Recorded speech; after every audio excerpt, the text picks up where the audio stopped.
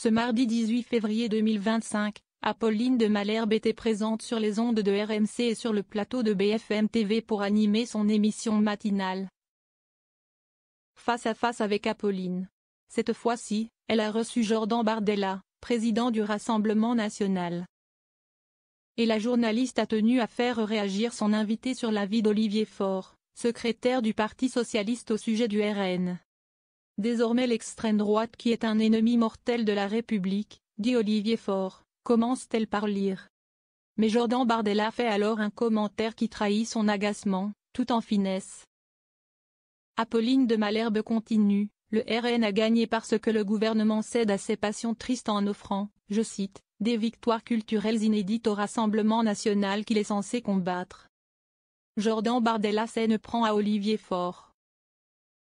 Ainsi, la journaliste de BFM TV fait une remarque lourde de sens, alors on comprend bien du coup pourquoi vous n'avez pas voté cette motion de censure. Mais sur le fond ils disent que vous avez gagné la bataille morale, vous qui dites au contraire que vous auriez perdu celle de la liberté d'expression. Jordan Bardella, qui milite pour que C8 reste à l'antenne, répond, mais je ne sais pas où vit Monsieur Faure. Mais il y a des millions de Français qui ne reconnaissent plus leur pays. Il y a des millions de Français qui sont extrêmement inquiets de voir les gouvernements successifs battre année après année tous les records d'immigration. Au point qu'ils ont parfois le sentiment, dans d'innombrables quartiers de France, de se sentir étrangers dans leur propre pays. Les critiques du président du RN face à Apolline de Malherbe.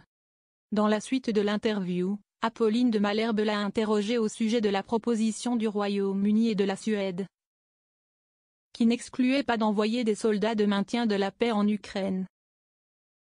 Je suis totalement opposé à ce qu'on envoie évidemment des troupes sur le front ukrainien, lance le président du Rassemblement national. C'était une proposition du président de la République Emmanuel Macron il y a quelques mois, il avait isolé la France sur la scène européenne par cette proposition. Et si vous interrogez les Français, ils ne sont pas favorables à ce qu'on envoie nos soldats sur le front ukrainien face à une puissance, la Russie, qui est nucléaire, ajoute-t-il.